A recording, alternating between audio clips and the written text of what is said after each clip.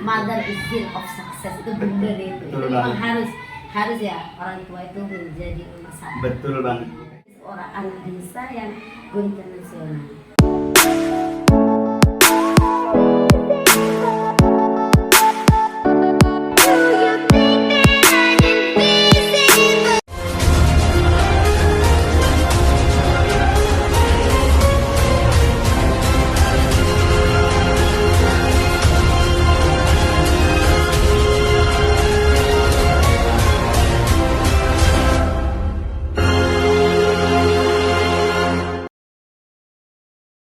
Selamat datang di MA Al-Azhar Podcast.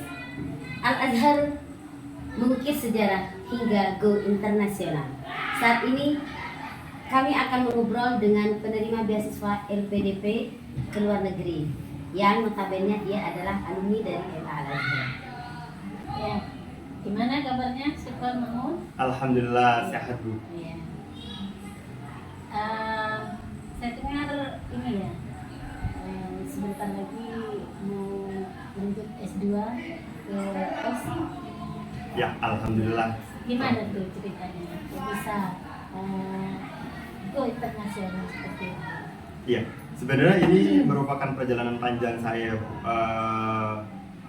mengukir mimpi ini, mendapatkan mimpi ini atau mewujudkan mimpi ini ke luar negeri. Karena sebelumnya pada tahun 2020 kan saya lulus S1 di salah satu kampus di Jakarta. Kemudian saya gap year beberapa tahun. 2021 lebih tepatnya saya memutuskan untuk pergi ke kampung Inggris di Pare, Kediri, Jawa Timur. Dan di situ saya memang sebelumnya saya tuh tidak punya background bahasa Inggris sama sekali, sedikit pun nggak ada. Tapi karena mimpi saya ingin melanjutkan studi ke luar negeri, akhirnya saya hijrah ke kampung Inggris pada tahun 2021 dan kursus bahasa Inggris di sana. Yang pertama itu saya kursus General English dulu. Jadi standar bahasa Inggris pada umumnya yang biasanya anak-anak itu diambil buat kerja, tes PNS dan lain sebagainya. Dan akhirnya sudah melewati 5 atau 6 bulan, kemudian saya sudah melewati beberapa tempat kursusan. Akhirnya ketemulah di tempat kursusan yang memang menurut saya itu salah satu kursusan paling the best di kampung Inggris, namanya itu VIP. Di sana tuh saya berjuang sama teman-teman saya dari seluruh Indonesia di kursusan tersebut. Saya kursus TOEFL, terus saya ngambil beberapa kursusan lain. Saya notabene yang nggak suka matematika, saya harus kursus matematika secara bersamaan. Dua objek yang saya tidak sukai dari dulu, yakni matematika dan bahasa Inggris, saya harus lewati secara bersamaan. Dan fun fact-nya, pada saat saya kursus TOEFL itu, saya sempat dirawat dulu di rumah sakit untuk pertama kali seumur hidup. Karena perjuangan ini, saya dirawat di rumah sakit Berarti ya? di Pare Bu. Di mana saya nggak punya keluarga di sana, nggak punya saudara. Tapi ibu saya alhamdulillah dari Madura ke Pare, dia jauh-jauh sama abang saya naik motor untuk nemenin saya di rumah sakit. Dan pada tahun 2022, karena kan memang mimpi saya sebenarnya memang ke luar negeri. Tapi pada tahun 2022, saya nyoba nih ada kesempatan buat daftar LPDP 2022 tahap 2. Daftarnya sih dalam negeri, ke UGM pada waktu itu. Dan ini juga dramatis Bu. Sedikit cerita, ini dramatis banget. Pada saat itu saya sudah dapat jadwal, kalau nggak salah itu 12 Juli atau September, saya lupa. Terus saya kan gini, pikiran saya kalau di Madura itu kan sinyalnya jelek ya Bu. Akhirnya saya memutuskan untuk ke Surabaya. Saya sewa hotel di sana, saya udah pesen nih hotelnya di sana. Saya di salah satu aplikasi hotel. Terus saya pikiran saya gini, oh nanti saya habis zuhur berangkat ke sana karena saya harus login itu jam 2 siang karena wawancara itu jam 4. Jadi kalau LPDP ini 2 jam sebelum online, sebelum mulai itu harus sudah login. Pikiran saya karena hotelnya dekat sama kosan teman saya berangkat jam 12 ke hotelnya, perjalanan 8 atau 10 menit itu nyampe di sana. Ternyata harga dengan yang di aplikasi itu beda. Kata orang itu, oh iya ini berbeda, kita sudah tidak kerjasama dengan hotelnya. Lah terus ini gimana? Saya sudah bayar pada waktu itu kalau nggak salah 80.000 atau 90.000-an. Terus kata dia kalau mau di sini bayar lagi 150.000 dan yang di aplikasi itu hangus. Lah terus ini gimana? Udah saya dengan udah marah-marah apa segala macem pada saat itu. Terus kata saya ya udahlah, saya marah-marah tapi nggak ada hasilnya. Saya keluar, saya pesen hotel lagi di waktu yang bersamaan, dapatlah hotel yang dekat dari situ. Pas mau bayar, saya ke salah satu supermarket pada saat itu jam 1. Dan dibilangnya, oh saya sudah ganti shift, nanti baru bisa bayar itu jam 3-an. Sedangkan saya harus cepat login secepatnya kayak gitu. Akhirnya ya udah deh, saya datangin langsung ke hotelnya. Udah nyampe nih Bu ke hotelnya. Posisi saya udah pakai celana bahan, udah pakai baju putih, pakai dasi, pakai jas, udah siap lah pokoknya buat wawancara. Udah siap banget pokoknya. Datang ke hotelnya, saya bilang, Mbak, ini benar dengan hotel ini? Oh iya benar. Saya boleh lihat kamar yang kosong? Oh boleh. Kebetulan saya kan bawa tas, bawa tank-tankan banyak banget. Saya udah naruh tas ke atas, udah ngelihat kamar oke, ada kamera ada meja dan sebagainya. Terus saya ke bawah mau bayar. Mbak, saya mau bayar ya. Terus sebelum saya bayar, saya nanya, Mbak ini ada wifi kan Mbak? Soalnya saya nanti ada wawancara jam 2. Kata mbaknya, ya saya ini baru banget wifi-nya rusak, kata dia. Terus ya gimana ya Mbak, soalnya saya butuh banget nih wifi-nya buat wawancara jam 2. Dan akhirnya saya nggak jadi. Terus saya bilang, maaf ya Mbak, saya pindah hotel aja. Carilah lagi saya hotel di aplikasi itu, cari yang terdekat, akhirnya dapat 15 menit dari hotel tersebut. Itu yang daftar LPDP pertama. LPDP pertama. Dan udah nyampe nih Bu di hotel yang ketiga dan yang terakhir ini. Terus saya masuk ke dalam terus nanya, Pak ada kamar yang kosong nggak? Kata bapaknya, oh ada. Habis itu udah tuh Pak sama pesan 1 karena saya ada wawancara jam 2. Pas waktu itu sudah mau jam 2 kurang 5-10 menit. Terus oh baik, saya data dulu ya. Ngedatanya lama banget tuh. Itu lebih dari 15 menit sudah selesai. Dan setelah saya ke lantai 3. Naik ke lantai 3, wah kata saya alhamdulillah akhirnya dapet kamar. Pas saya cek kamarnya bagus. Wifi lancar? Pada saat itu saya belum ngecek wifi. Saya udah buka semuanya peralatan saya, pokoknya semua dokumen saya ini di atas kasur kan. Ibaratnya saya udah panik tuh, harus login. Terus posisinya saya belum apa-apa, saya udah buka semuanya. Pas saya login, sebelum saya udah tanya, Pak wifi-nya kenceng nggak? Kenceng apa? Pas udah dikasih tuh sama bapaknya. Saya udah buka laptop, saya login beberapa kali, kok nggak bisa lagi Bu. Saya cek lagi nggak bisa, saya turun lagi laptopnya. Pak mohon maaf, wifi-nya nggak bisa nih. Ini gimana Pak? Ada nggak solusi lain? Oh ya udah, pindah aja ke lantai 2. Posisinya saya udah mondar-mandir dari hotel satu hotel lain, apa segala macam. Terus di atas saya barang-barang saya udah saya buka semuanya. Dan mau nggak mau saya turun ke lantai 2 dengan bolak-balik kurang lebih 3 kali saya bolak-balik karena barang bawaan saya kan lumayan banyak. Saya udah buka tuh barangnya, nyampe di bawah, saya prepare langsung buka laptop. Pas saya konekin ke wifi, alhamdulillah bisa. Untungnya waktu itu saya baru bisa login jam 3, padahal jam 2 itu harus sudah login kan.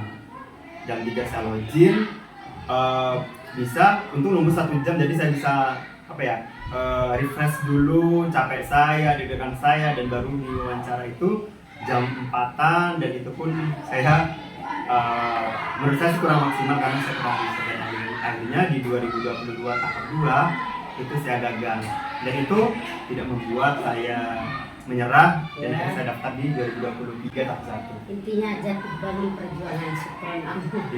Iya. Memang Sukron Makmum ini dari awal, dari MA Al-Azhar itu sudah terkenal pantang mundur ya. Aktif orangnya, terus apa mau lagi gitu? Ya semangat lah, semuanya semangat. Dibanding sama teman-teman lain. Walaupun saya tahu notabene Sukron Makmum itu kemampuan masih ada di atas Sukron Makmum. Anak-anak yang kemampuannya rata-rata lebih tinggi gitu ya. Dalam IQ-nya. Ini Sukron Makmum, pertanyaan saya sekarang, kira-kira yang menjadi tujuan dari Sukron Makmum dari jatuh bangun. Saya tahu perjuangan dari SMA ya, SMA di sini soalnya. Dan dari SMA hingga menuju ke Jakarta, saya tahu itu pasti Sukron ini berawal dari nol. ke Jakarta hingga di sana jatuh bangun mencari kerja untuk membiayai dirinya dan pendidikannya, mungkin bisa diceritakan? Iya, sebenarnya saya termotivasi dari keluarga besar saya, Bu, di mana memang belum ada satupun pada waktu itu yang sarjana. Dan saya pemutus rantai ibaratnya kebodohan di keluarga besar saya. Saya satu-satunya yang kuliah sampai detik ini di keluarga besar saya. Saya juga pernah ingat salah satu pesan dari Bu Lutfa. Mungkin Bu Lutfa semoga masih ingat, beliau pernah berpesan kepada saya. Jika kamu ingin sukses, tinggalkanlah tanah kelahiranmu, tinggalkanlah zona nyamanmu. Dan itu yang saya lakukan, dan motivasi saya itu dan untuk membahagiakan ibu saya. Oh, berarti tujuannya satu ya, Iya. orang tua. Itu Orang sangat tua. bagus sekali, karena memang kalau tujuannya itu birrul walidain, insya Allah lah dimudahkan sama Allah. Amin. Iya. Untuk S1 itu di mana S1-nya? Kebetulan saya S1-nya di salah satu kampus swasta di Jakarta, namanya Universitas Satya Negara Indonesia di Jakarta Selatan. Jurusan jurnalis. Ya, ilmu komunikasi, konsentrasinya jurnalistik atau Jurnalis. wartawan. Saya juga pernah dengar kalau Syukron ini Bu pernah daftar akademi Bu. Ya, akademi, maksudnya selain dia mengejar di IQ-nya, dia juga mengembangkan dirinya di bidang seninya, Iya. gitu ya.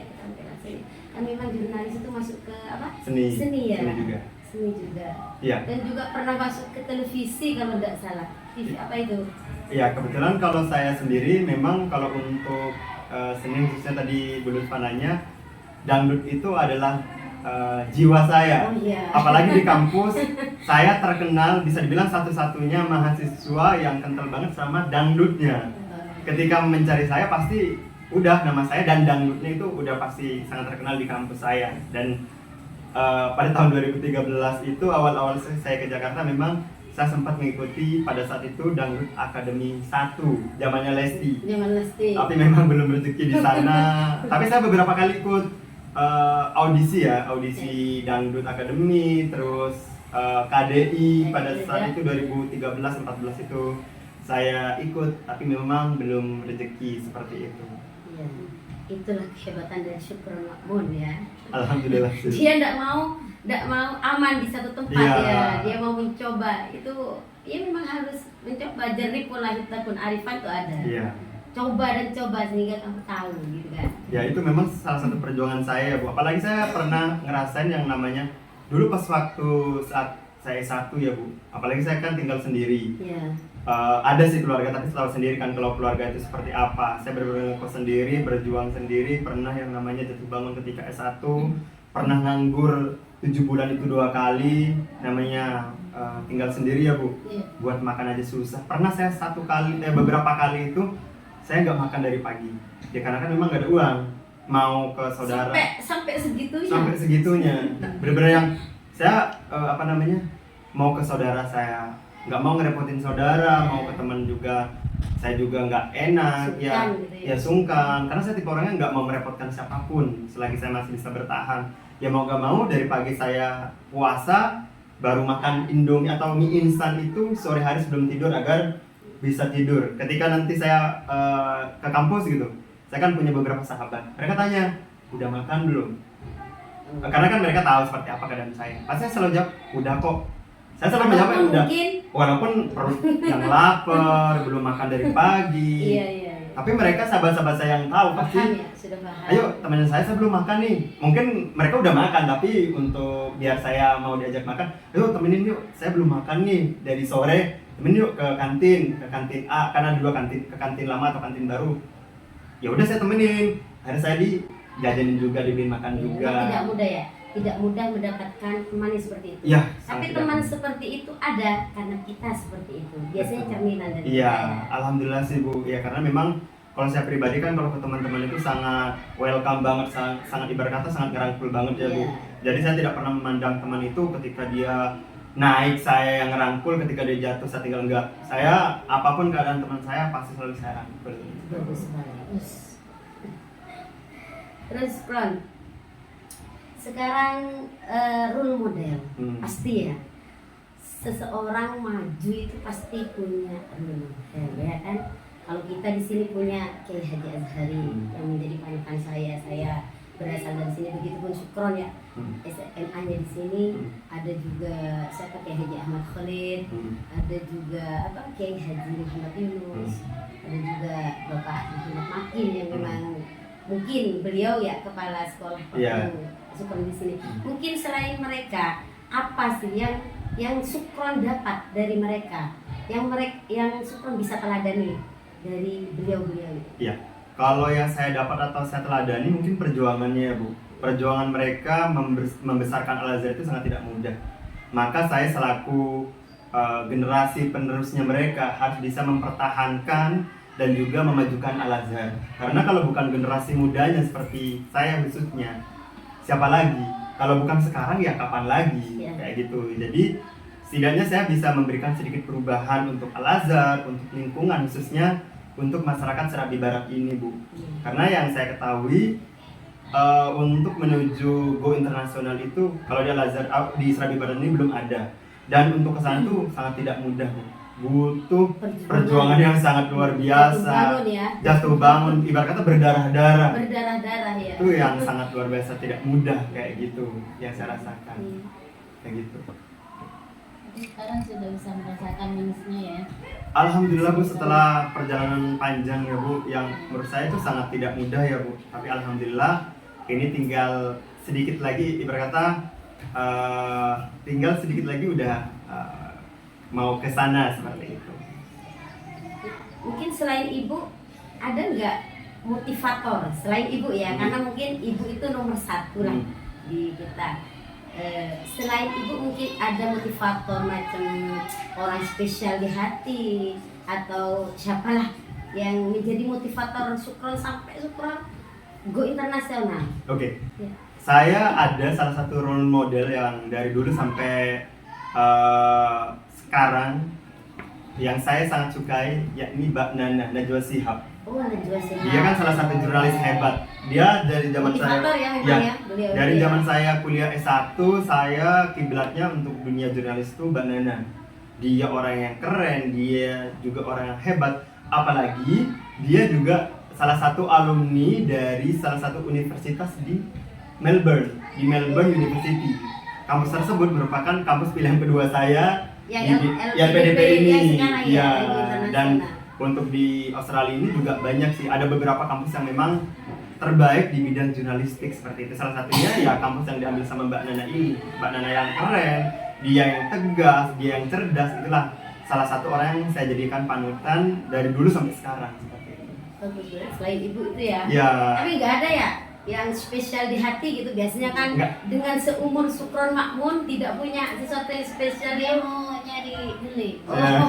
Kalau untuk saat ini sih, kalau untuk saat ini sih saya masih free. Karena memang saya pikirnya gini, ya udah untuk saat ini sih ya udah fokus karir aja. Karena kalau kita sukses, kata kasar ya perempuan mana yang nggak mau, gitu kan. Tapi saya pengen jadi bule gitu, memperbaiki keturunan bule yang muslim ya. Iya, nggak apa-apa. Nanti diajak login. Itu yang bisa diberi gambaran nanti studinya di sana itu seperti apa, biar bisa jadi motivasi untuk adik-adik kelasnya yang khususnya yang sekarang masih dalam aktif sekolah di MA Al-Azhar ini atau bahkan yang sudah keluar hari ini masih bingung pembiayaan atau gimana. Silakan diceritakan. Sebenarnya ini saya mau juga sharing ya kepada teman-teman khususnya alumni MA Al-Azhar ya. Ketika mereka berpikir atau di stigmanya mereka, oh iya pengen banget kuliah tapi terkendala biaya. Itu adalah alasan klise menurut saya. Setuju. Iya, karena kenapa? Sekarang tuh banyak banget puluhan beasiswa dari S1 sampai S3, mulai dalam negeri ataupun luar negeri. Apalagi kan Al-Azhar ini dibawa Kemenak kan. Ada yang namanya beasiswa BIB, beasiswa Indonesia Bangkit, itu dari LPDP kerjasama dengan Kemenak. Itu ada banyak kategorinya. Itu di cover semua loh. Biaya hidup, biaya kuliah, buku, penelitian, transfer pulang pergi dan lain sebagainya. Bener-bener kita cuma bawa baju, badan dan otak. Bawa diri gitu. Bawa diri. Gak usah pikirin, oh ya nanti ini gimana makannya, gimana biaya hidup. Itu di cover. Mostly semuanya itu tertanggung pokoknya. Dan kalau kita pintar kita bisa saving kok kayak gitu. Jadi Iya. buat adik-adik khususnya kalau mau kuliah bingung gak ya, gak usah bingung. Yang penting kamu mau nggak menuju ke beasiswa tersebut kayak gitu. Intinya asal ada kemauan dan semangat gitu. Iya, ya. kalau kata pepatah itu ida sedakul atau udah sabil ya bu. Iya. Dimana ada kemauan pasti ada jalan kayak gitu. Yang penting ya dari dirinya. Terkadang kan beasiswa udah banyak nih, tapi orangnya nggak mau gerak gitu bu. Benar, kebanyakan seperti itu anak-anak itu. Iya. Soalnya apa? Mereka itu sudah mendoktrin di otak mereka. Biaya ndak ada, Mm-mm. saya nggak mungkin lah. Iya. Sukses. Atau ibu saya petani, nggak mungkin saya jadi orang sukses. Iya. Itu sudah ada di otak mereka. Nah itu mungkin itu yang bisa mereka ambil pelajaran dari Syukron. Bener Syukron banget. ini saya tahu anak dari seorang petani yang murni petani Hmm. ada di desa, itu kan? Iya. Iya, itu yang maksudnya saya wow gitu, anak petani di desa itu go internasional itu sesuatu yang wow menurut saya. Ya alhamdulillah banget sih bu. Dulu kan sebelum saya di sini kan saya di Bali ya. Iya. Beberapa minggu yang lalu saya baru balik ke Madura ini. Terus pas waktu itu teman-teman saya, padahal baru kenal lah sama teman-teman saya di Bali. Mereka padahal tahu ya mungkin dari 100% untuk ininya cuma ya nggak sampai 10% lah perjuangan saya. Tapi ketika mereka mendengar saya lolos beasiswa ke Australia, banyak di antara mereka yang nangis. Padahal mereka tahu perjuangan saya cuma sedikit loh. Iya, Iya. nggak tahu jatuh bangunnya. Iya nggak tahu jatuh bangunnya. darah-darahnya gitu Mereka ya. cuma tahu, tapi mereka sampai nangis, Speechless lah. ya speechless ngeliat saya, berkata notabene siapa sih Iya benar. orang kampung, orang desa yang dulu dianggap remeh, yang dianggap nggak ada apa-apanya, tapi alhamdulillah bisa melanjutkan studi ke luar negeri kayak gitu. Pertanyaan saya sekarang, gimana?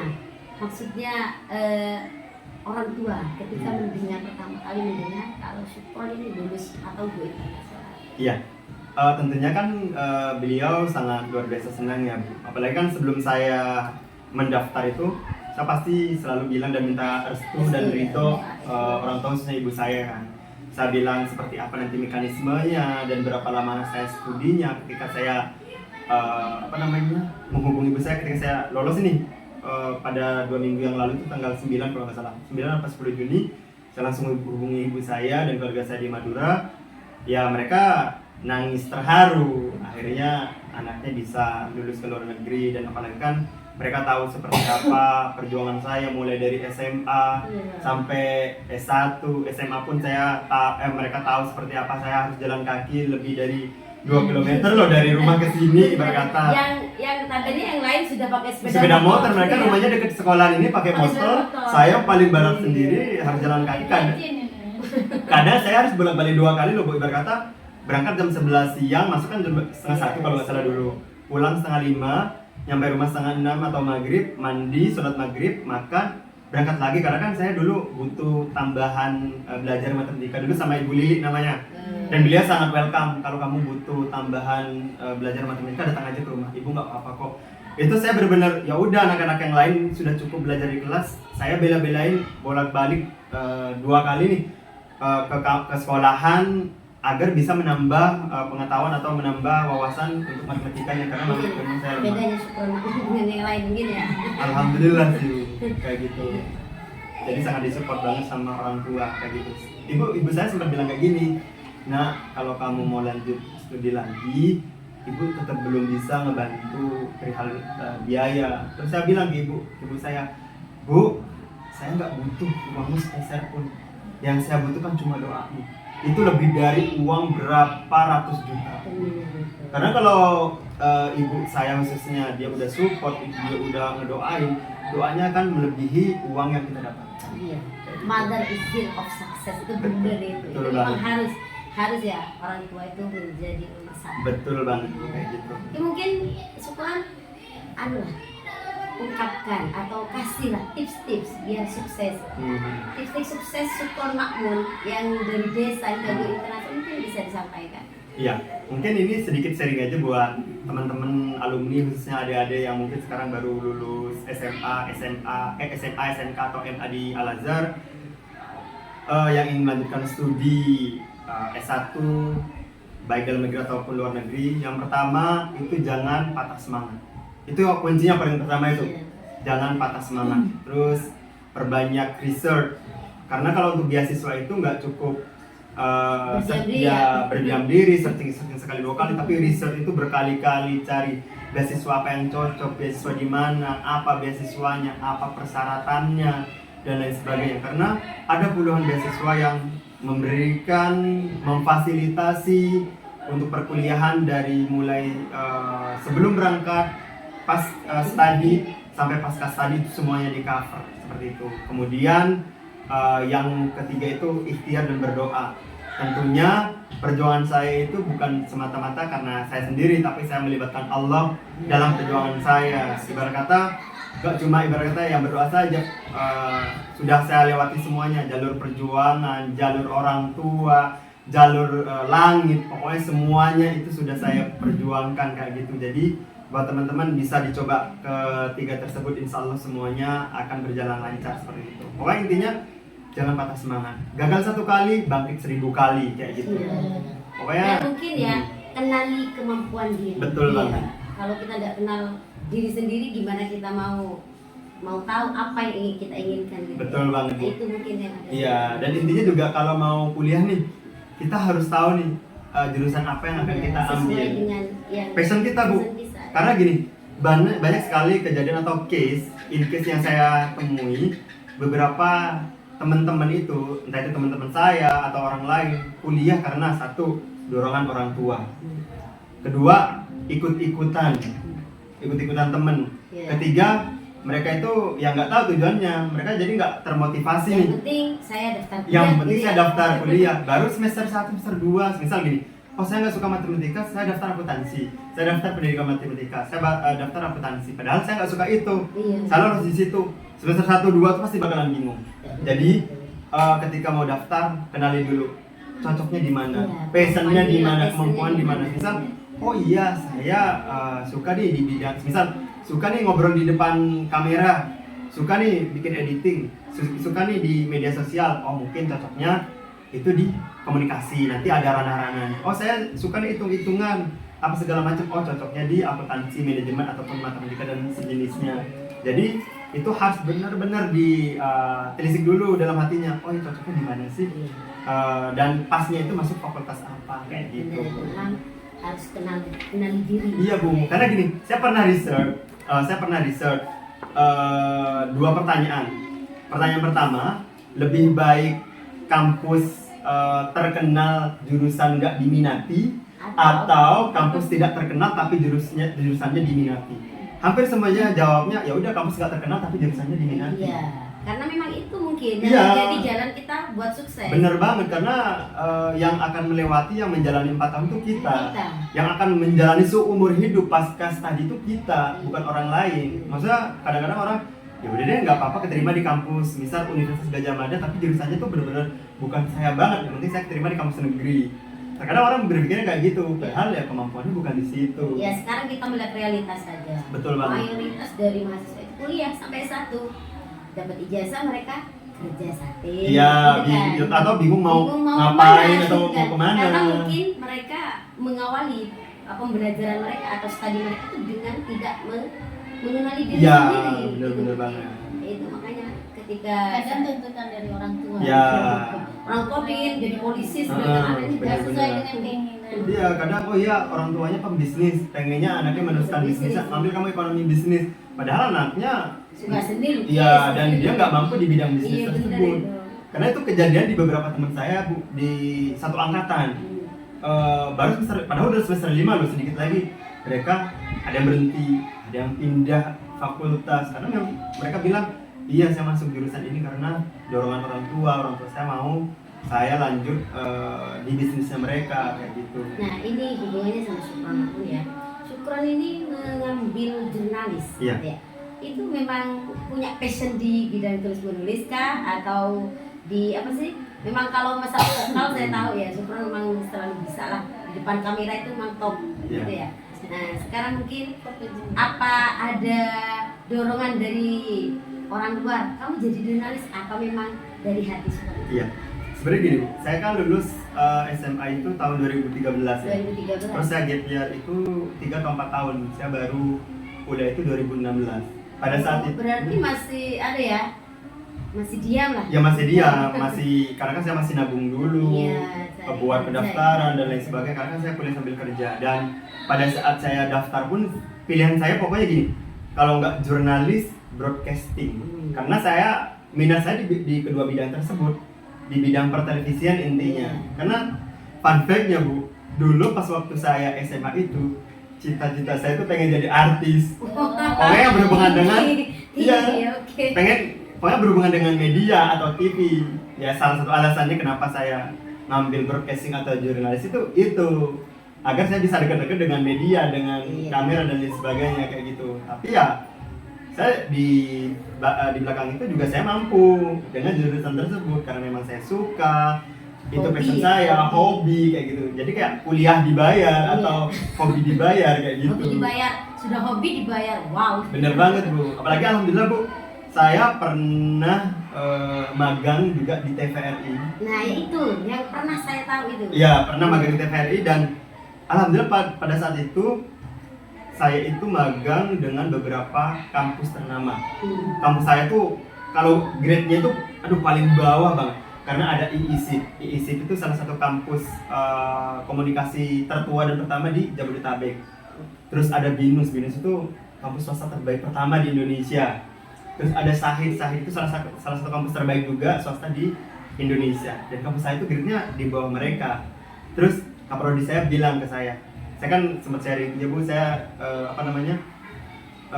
saya magang ada beberapa dari kampus ini apa segala macam. Kata dia, udah kamu nggak usah minder karena kualitas mahasiswa itu bukan dilihat dari kampusnya, Iya benar. tapi dari individunya. Kamu mau kampus sekelas misal UI, tapi orang yang nggak berkualitas ya udah nggak ada apa-apanya. Dan itu yang saya rasakan ketika saya magang di TVRI baru 1 minggu Bu. Alhamdulillah saya ditawarin oleh produser eksekutifnya untuk bergabung di TVRI untuk jadi karyawannya pasca nanti misal setelah saya magang. Itu kan salah satu apresiasi buat saya kan. Apalagi saya dengar dari teman saya produser, kata mereka ini baru kamu pertama kali orang yang magang langsung ditawarkan kerja setelah magang tuh Iya, karena ya udah setelah magang dapat nilai selesai, nggak ada apa-apa lagi. Dan ketika di magang pun alhamdulillah saya dilibatkan di berbagai acara, salah satunya di Semangat Pagi Indonesia. Jadi itu program acara dari jam 5:30 pagi sampai 6:30 pagi, dan alhamdulillah pas waktu saya perdana masuk itu lagi rebranding. Jadi programnya itu bikin branding baru, dan yang bikin pertama kali itu saya sama produser eksekutif saya, dan masih digunakan sampai saat ini. Itu salah satu kebanggaan buat saya kayak gitu. Sesuatu yang nggak pernah terfikirkan. Nggak pernah terpikirkan. Tahu nggak Bu, fun fact-nya dulu saya ada 2 fun fact yang saya rasakan. Kampus dan juga TVRI. Pertama kali saya datang ke Jakarta, terus ngelewatin kampus saya. Kampus saya tuh di sampingnya Gandaris Timur. Jadi nyempil banget terus ke dalam gini. Terus saya bilang, saya waktu lewat pertama kali bilang gini, ini kampus apaan sih? Saya bilang gitu. Ini kampus apaan sih? Udah masuk ke dalam, modelnya kayak gini. Tahu-tahu saya jadi mahasiswa di sana. Kedua, saya lewat depan TVRI. Ini TVRI apaan sih? Orang-orang nggak ada yang nonton gitu dulu. Emang gitu Iya, nggak ada yang nonton ketika ke channel TVRI langsung diganti karena emang nggak ada orang yang nonton, apaan sih gitu. Tahu-tahu saya magang di situ dan kerja di situ loh Bu.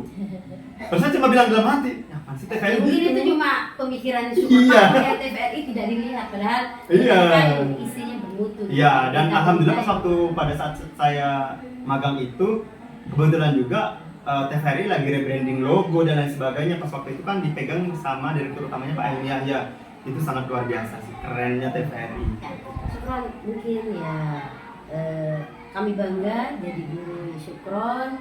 Mungkin semua orang bangga bisa mengenal Syukron, dan sangat-sangat speechless lah saya. Ada seorang anak desa yang go internasional. Pesan kami tetaplah seperti padi, semakin berisi ya semakin rendah hati gitu ya. Jangan sombong, semangat. Kalau bisa silahkan harumkan nama-nama alma mater yang sudah membesarkan Syukron seperti ini. Selalu ingat jasa-jasa guru ya, yang sudah berjasa. Tidak mungkin ada guru tidak berjasa gitu ya. Sudah pasti guru itu mengajarkan sesuatu yang positif. Mungkin Bu Mawana bisa memberikan pesan buat Syukron. Sederhana saja, pesan yang terbaik, yang patah semangat, seperti yang Syukron bilang tadi. Apa dari manapun kita asalnya, yang penting ada kemauan, ada usaha, ada tentu saja mendapatkan jalur rumit seperti itu. Saya dengan ridho orang tua, itu yang mengantarkan kita menjadi bisa. Ya, mungkin sampai di sini wawancara kita dengan alumni dari MA Al-Azhar yang go internasional, sehingga sampai saat ini mungkin namanya 2 tahun ke depan ya, 2 tahun ke depan akan ada di Aussie ya, Australia, kota yang sangat wow gitu ya, negara atau apalah. Ya, mungkin ini menjadi gambaran buat teman-teman sekarang atau adik-adik sekalian, jangan patah semangat. Kalau kita punya mimpi, kejar mimpi kalian, sehingga akan lahir sukron makmun yang lain. Ya, untuk teman-teman atau adik-adikku, jangan patah semangat. Kalau kalian punya mimpi, silahkan kejar. Jangan pernah merasa kalau diri kalian tidak bisa apa-apa. Semuanya punya kesempatan untuk sukses seperti Syukron Makmun. Semoga setelah ini akan lahir sukron yang lain. Selamat sore. Assalamualaikum warahmatullahi wabarakatuh.